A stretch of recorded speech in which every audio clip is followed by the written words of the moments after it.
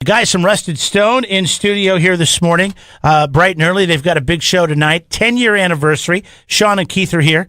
It's good to have you back. Last time we saw you, Sean, it was the takeover. You guys are always great and donate every year to whatever cause we're working with, and we appreciate that. Oh, well, thanks for having us again. Yeah, we definitely are always down for donating for things like that, and appreciate you guys having us in today.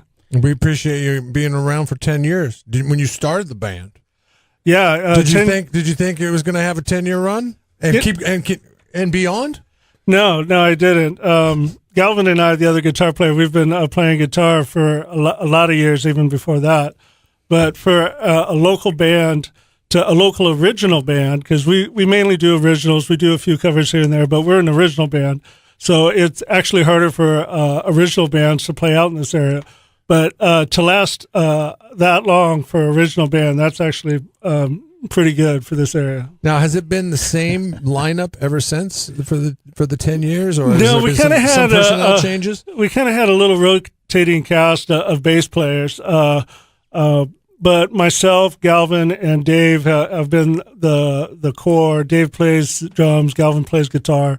And now Keith, the current bass player, he's been here about 2.5 years, and we've actually played more shows with Keith than with any other bass player. I feel like you guys have been playing a lot more shows lately in the last couple of years. Yeah, I hear you at the Siren, and you're doing some of these other shows, and I'm sure the Sirens really helped step up your game as well, because when we lost, downtown Brew, or not downtown, Slow Brew, we kind of really lost a pretty cool venue. Changed it a little bit. Well, but we lost the music venue side of it. I guess now they've got the rock opening back up, but it's just not the same as what it was in the past. Oh yeah, no, the Siren is really great. They've done a great job of rebuilding that place and putting in a great sound system, light, stage.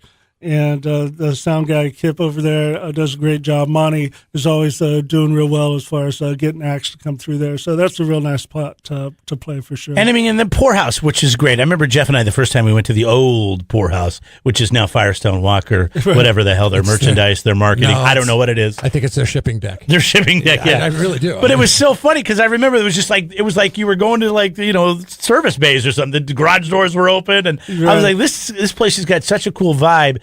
And when they were losing that place, I think a lot of people were pretty bummed and worried that maybe what was going to happen when that talk started happening. But then they opened this new location, and it seems like that's kind of the new savior for live music in Paso. It's actually thriving. I mean, it's doing well. Sean over there at the Pourhouse, he's done a really good job of putting that together and growing that. Just like you're saying, it continually is kind of getting bigger and better as time goes by.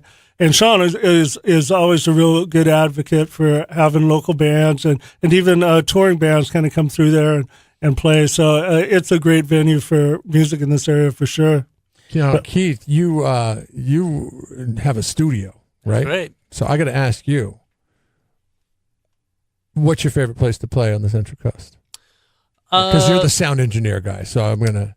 Well, I like places that have a great sound system. Yeah, right. So Pourhouse is pretty good. Yeah. They've got a new sound system over there, and they actually hired a real sound man to run it, which is kind of neat. Yeah. Well, what was it before? They had like sort of a homebrew thing that was just in the middle of the bar, and somebody said it and walked away, and that was kind of it. But the person I have there now, whose name I'm sorry I can't remember. Andy's the sound guy. Does a great job. He's there the whole night. He's on it. He's making sure he's sounding good the whole night, and that of course improves the club. The club is a great club, because they have a great sound system and can deliver quality acts with it. And plus they have really delicious cold beverages, so that it all kind of works. Helps. Yeah. that definitely helps. If you ever get a chance to play Rava, Rava's a new winery out in Paso Robles off Creston Road. They put in a killer sound system. I was there on New Year's Eve, and they're friends with some guys that used to play in some bands. Some of the guys are still playing with Alice Cooper, and I can't remember all the Guns N' Roses and some of the others. Kiss. But Kiss, Eric Sanger from Kiss was in the band, and they came out and played this show. And I guess they're going to play every once in a while. But the sound system there is pretty cool. You got to track down this guy Stephen Adika. He's some, what is he, Jewish? Some Jew guy? Jewish guy? He doesn't like it when you call him Stephen. It's Stefan. Sorry, Stefan Anika. My bad. I'm sorry. I had a lot to drink that night. But anyways, that's got a pretty cool sound system there as well. I've heard that place. It was put together really well as well. Yeah. I haven't made it out there yet. But I heard the siren's really good, and I don't know about The Rock. I'm sure it's great. I know they have like the biggest flat screen TV behind the stage, I think, known to man. That's what I've heard. So I haven't made it out to The Rock yet either. So when you're meeting a new band, Keith, and they're coming in and you guys are getting together, like how does that happen? Did you guys see these? How did you end up in the band? Yeah, did you see them play, or did you I sort of answer a auditioned them. Craigslist? I knew they had been looking for a bass player, and I said, this isn't the right time. But it was cool because they're playing the kind of music I really want to play. So I just went out to see them locally in Paso Robles, and I thought, okay, these guys are actually pretty good. I saw something I really liked. And then just by happenstance, a couple months later, they're looking for another bass player again. So that, well, you know what, maybe I'll apply this time and I'll see what happens. And it just seemed like a good fit. I felt like, I want to play now. 'Cause I did bands in LA for 20 years, original bands. I didn't think I was probably going to play much here because I don't really want to play cover tunes. But it was a good fit, and it fits like a glove. It feels good, and we work well together. All buddies, and there's no some of that small stuff that gets in the way.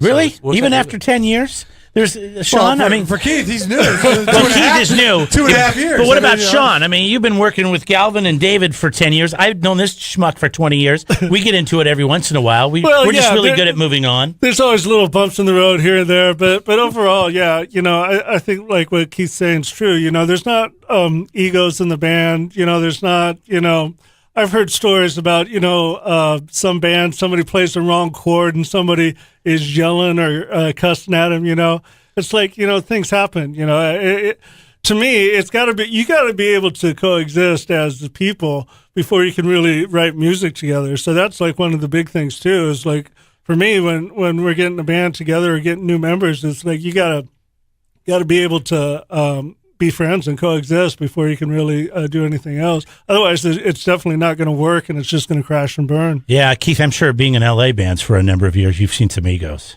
You don't even know. I used to work for a music manufacturer too, and so I had to talk to rock stars about recording and all those kinds of things.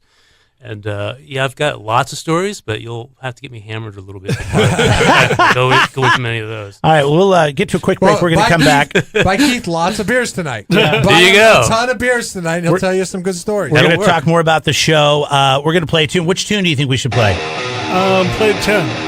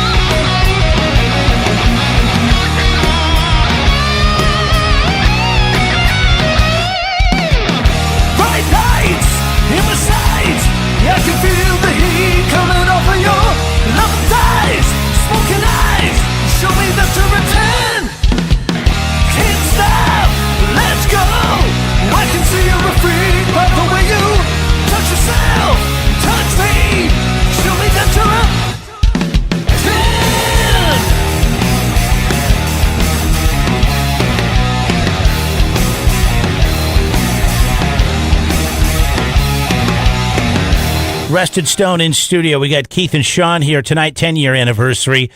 Keith's doing the bass, and he's been a part of the band for the last couple of years. And ever since Keith's been in the band, you guys are playing a little bit more, and you're doing a few more shows. And it must be fun to have a guy like Keith in the band, Sean. I mean, just to be able to add somebody that late into the game, 8 years into the band, and kind of relight a fire, maybe. Yeah. Keith is definitely came in, and he was able to learn all the songs really fast. He's a great musician. So from that standpoint, we were able to kind of hit the ground pretty quickly when he came in and do some shows. And last year, as you know, we had our CD come out. In anticipation for it, we started doing a lot of shows to kind of generate some money to get some funds to pay for that. So, yeah, over the last course of the last 2 years, we've played out more than we've played out, in a lot of the years together. So it was great when Keith came on board. The CD, American Sin, you introduced us to this over the holidays during the KZOZ takeover. Talk about Innocent No More. What's that track about? Or I'm sorry, no, you get it every time. Sorry, that's the one we played. That one came about from Dave, the drummer. That one's about a stripper in a club and kind of what goes along with that and the okay. That's fine. No, we got more. We got more in that. Bring the kids to tonight's show. Check him out on Facebook, by the way. Rested Stone Music on Facebook. You can't bring the kids to tonight's show. Shows at the Pourhouse, 8:30 to 11:30. A lot of stuff going on. You this year, you're going to be doing some free stuff as well. You'll be throwing some stuff out. Yeah. We got giveaways coming out tonight. We got a couple of tickets to the Tequila Festival. We got a couple of gift certificates to Side Street. In Atascadero, El Paso, got a couple of gift certificates to Big Brand Tire for some oil changes. And then, of course, we'll have Rested Stone swag there and some other things. Are you doing like a raffle? Like, how are you doing it? Or just throwing it out? It's like a raffle. Come in, fill out your name on a tag, and you don't have to buy anything. Just come on down, enjoy the music, enjoy the cold beers, and maybe win some stuff. And I know you've been opening for some bands. Just talk about some of the bands that you've opened for, and who you're going to be open for coming up. Oh, yeah. Over the course of the years, we've actually had the privilege to play alongside some really good bands. Recently, the last one was Saving Abel over there at the Siren. And we also played with Saliva at the Siren. We played with LA Guns, Warrant, Buck Cherry, Puddle of Mud, Fuel, Jack Russell's Great White. Did the Puddle of Mud guy, did he sing, or was it... That or wasn't he the one that was lip syncing? Yeah. Okay. Yeah, he was lip syncing. It was pretty bad. Oh no! It was definitely a whole lip sync situation. He might have sung a few notes here and there, but is that common with any of the other bands that you mentioned? We've never ever seen that ever. And wait a minute. And I couldn't believe he was doing it in little old San Luis Obispo County. It's not like we were playing, the Forum or you know. Right. That's the thing. It's like when you're there in front of 150, 200 people, it's hard to pull off the lip sync. Yeah. When you're far away from the crowd, and right? you're on stage, and you're elevated. Maybe mid-state fair type, arena where you're way up on a stage. It was pretty blatant and pretty bad. So were they? Are most of those bands pretty cool? Do you get to chat them up a little bit before the night? Most or of them, yeah. We just played actually a show again at the Siren, opening up for this band called Copper Chief. They're actually kind of like more of a Southern rock, Leonard Skinner kind of feel, but those guys were really cool. Really nice. This other band from Baltimore called Charm City Devils. We opened up for them at Slow Brew a few years ago, and those guys again, they even let us use some of their gear because the stage kind of got cramped. So they're really cool. So yeah, sometimes you'll see some really nice guys. What about taking this thing outside of SLO County? Have you ever thought about doing that? Yeah, we actually have. We played a few shows. We played down at the Whiskey A Go-Go on Sunset Strip. Oh, wow. Cool. Yeah, we played when Tracy Guns played there, and we played the Canyon Club a couple times. One time in Agora Hills with Warrant, another time in Santa Clarita with Jack Russell's Great White. So we've taken it out a few times. And did you bring a fire extinguisher to that show, or? No. They had it all in control that night. I just would have, Costco, they sell them for like $10. I don't know, would have got a couple. Just in case. Yeah. You guys are a lot of fun. You guys, it's what I love about watching you guys, and I haven't been to a show for a while, and I apologize for that, but the passion that you guys exude on stage and the energy that you give off is so real, and you can tell that you guys are having the time of your life. That cares about what they're doing. And it's evident when you're going to go to the show tonight at the Pourhouse, and you're going to see that. Well, I appreciate that. It's definitely this band. I can tell you, like I say, we write our own songs, so there is a lot of passion and a lot of fun that goes into it.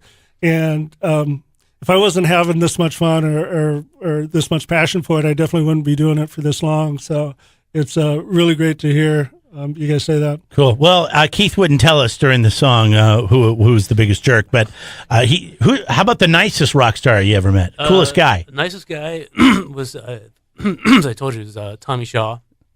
Just a great guy, just a real guy, and not pretentious in any way, shape, or form. And he loves life, and he likes people. That's really cool. He seems like he'd be super cool. I mean, he just seems like one of those guys. And you told me off the air who wasn't cool, and I really am shocked. I'm not going to say it. I promise I won't say it. Well, I mean, everybody has their moments, right? Yeah. I don't know. Well, check out the show tonight. Maybe if you get Keith a few beers, like he said, if he gets drunk enough, he might say something. Tonight starts at 8:30. It's a free show. Just show up. They got a bunch of cool stuff they're going to be handing out, and you can celebrate their 10-year anniversary with them. Thanks for calling us up, and I'm glad you guys could make it in this morning. Thanks for having us, man. Subscribe to the Jeff and Jeremy podcast now on Apple Podcasts, Spotify, Google, and YouTube. It's your Central Coast commute-friendly podcast.